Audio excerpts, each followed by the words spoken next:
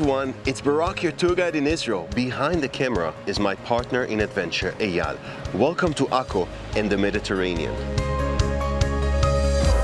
Today in our adventure, we're going to follow the evolution of the relationship between the Phoenicians and the Israelites. We're going to visit two sites outside of the beaten track of a typical tourist that comes to Israel. We're going to go to Tel Akko and talk about how the tribe of Asher sees the Phoenicians as enemies. Then we're going to go to Khurbat Rosh Zayt and see how King Solomon makes the Phoenicians political allies. And we're going to finish in Mount Carmel and see how King Ahab took the Phoenicians and made them cultural influencers, and Elijah will need to face that dilemma. So follow me and let's start on our adventure.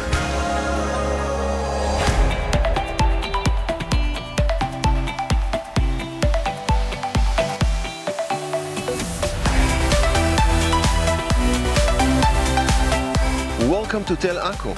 The mountain behind me, it is not natural. It is man-made, layer upon layer upon layer of civilizations. Let's climb upstairs and see what stories this tell can tell us.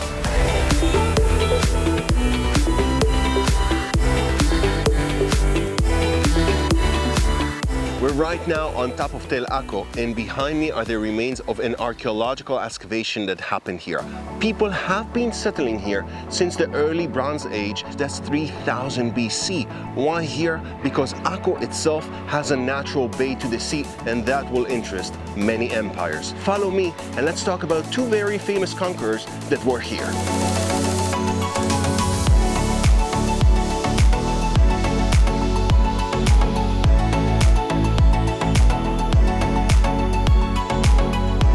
Eyal, Akko is very well known by two of its conquerors. One are the Crusaders. The Crusaders picks Akko to be the capital of their second kingdom within the Holy Land. Why? Because it sits on a natural bay. Second to them, in 1799, will come Napoleon Bonaparte, even though not holding an Israeli flag, and he will see Akko, but nothing less but the keys to the Middle East. He comes over here, he faces the Ottomans, and he loses. The same thing happened in the Bible. Once we read in the book of Joshua, chapter 19, verse 24, we read that this whole land, including the agricultural land over there, should have been a part of the plot of the tribe of Asher. But then we go to the book of Judges, chapter 1, verse 31, and we see that neither did Asher drive out the inhabitants of Akko, nor the inhabitants of Sidon, and the list goes on and on. That means that they lost. Who did they lose to? In an archaeological survey that we made here, we found the ceramics of that time belonging to the Phoenicians.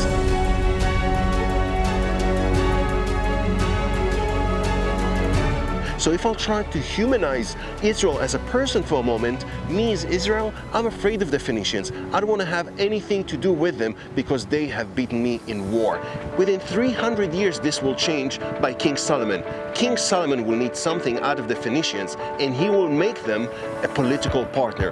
Why would he do such a thing? Follow me and let's find out why.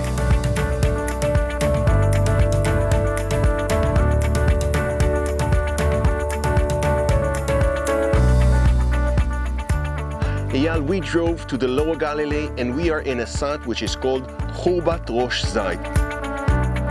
Khurbat means a ruin and Rosh Zayt means where oil presses are. And you can see behind me a hole in the stone itself, and there used to be a big beam over here, and people used to put pressure on it because underneath were baskets with crushed olives in order to extract the olive oil out of it. So we can understand this used to be agricultural land. Follow me and let's explore the site.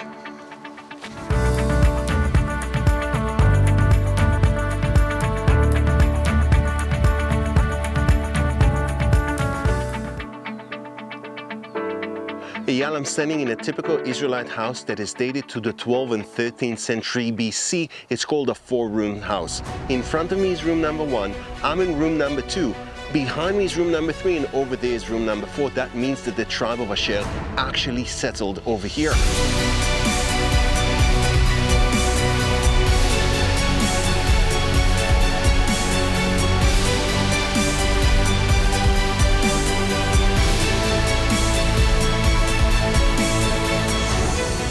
But Then we fast forward 300 years and talk about King Solomon. King Solomon built the temple for God, and he needs the best construction company in the neighborhood. So he contacts the Phoenicians, the king of Tyre, Hiram, that lives on the cliff, but he will need something in return. He will need agricultural land. Let's read about it in the Bible.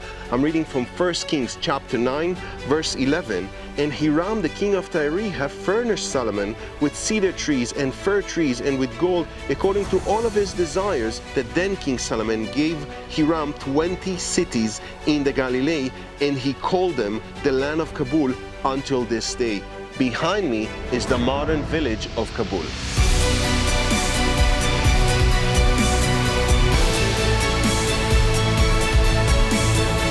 That means that the Phoenicians will come over here as a trade with King Solomon to take the agricultural land. What proof do we have that the Phoenicians are here? Follow me and let's look for the proof.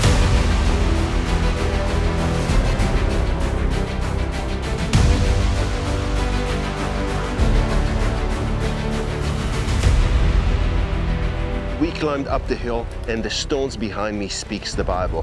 Once the archaeologists are excavating over here, they will claim that the ceramics and the stone carvings itself are both Phoenicians. That means that behind me is a Phoenician fortress. And once excavating downstairs, we found the 4 things that the king was missing: wheat, barley, olive oil, and grapes.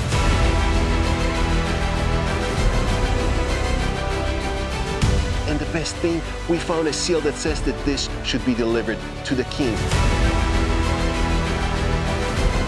When the king of Tyre, Hiram, comes here, he doesn't exile all the people. He just takes the goods and send it up north. That means that me as Israel, I'm not afraid of them anymore. They're not my enemies, they're political partners. This also will change within 100 years when King Ahab will marry a Phoenician queen, and he will make the Phoenicians cultural influencers. That will demand an intervention by Elijah himself. Follow me to Mount Carmel and let's talk all about it.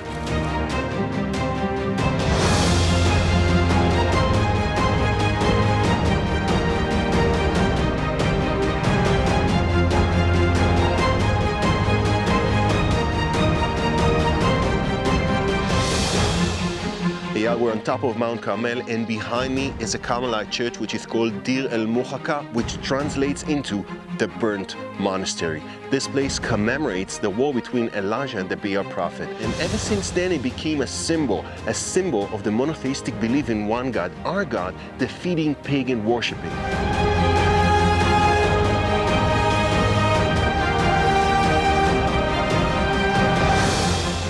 So I want to put you in the time plot. 100 years after King Solomon makes the Phoenicians political allies, King Ahab marries a Phoenician queen, and that's his only wife. That means her cultural influence is intense. 1 Kings chapter 17, it says that Ahab met with Elijah, and Elijah told him there's not going to be rain until I say otherwise. For about 3 years, there was no rain. People are in severe famine. They're starving, up until a point that Ahab asks him, "Are you the hater of Israel? What have you done?" And Elijah answers, "Bring your false prophets to Mount Carmel and let's make a contest." Elijah gathers here all the prophets, 450 Baal prophets, and he himself stands alone. And over here gathers the people of Israel with the presence of the king himself. And he asks them, "How long would you play between 2 opinions? If you believe in the God of Israel, follow me. And if you believe in the Baal prophet, follow him." And the people were silent. And he says, "Let's both bring a sacrifice to God and see who will accept this." And the Baal prophets are building an altar. They're putting a bull on it. And the Baal prophets are praying. Nothing happens. Elijah is making fun of them. He says, "Maybe your God is meditating or he's asleep. Pray harder." And they go ecstatic. They start injuring themselves. They scream. Nothing happens. Elijah takes 12 rocks like the tribes of Israel and puts a bull on it and pours water on the bull up until a trench that surrounds the altar is filled with water. And he prays to the God of Israel. And what happened? 1 Kings chapter 18 verse 38. Then the fire of the Lord fell and consumed the burnt sacrifice and the wood and the stones and the dust and licked up the water that was in the trench. God of Israel have won. And at the end, he actually ended the drought.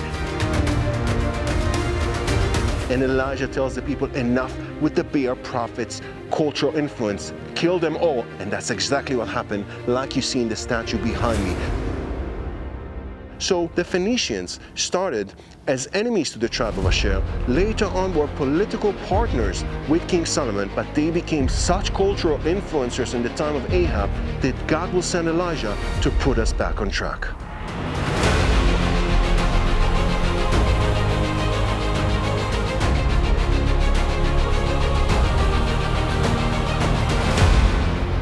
Standing on Mount Carmel, reflecting on Israel as a person, I think it comes to the question of cultural influences versus our own values.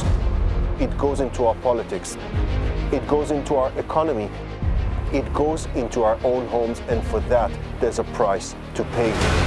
We take different ideals that doesn't necessarily fit our own life. Let's take the idea of a perfect body image. How many people have suffered by that?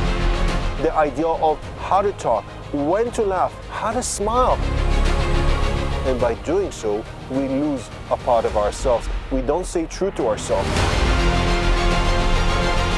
You know, cultural influencers, they always have a secret agenda. They want us to buy something, or they want us to walk in their path. And that is not necessarily the path that is right for us. So how do we not embed values that collide with our own? How do we walk in the path that we want and not others are putting in front of us? That question I leave to you.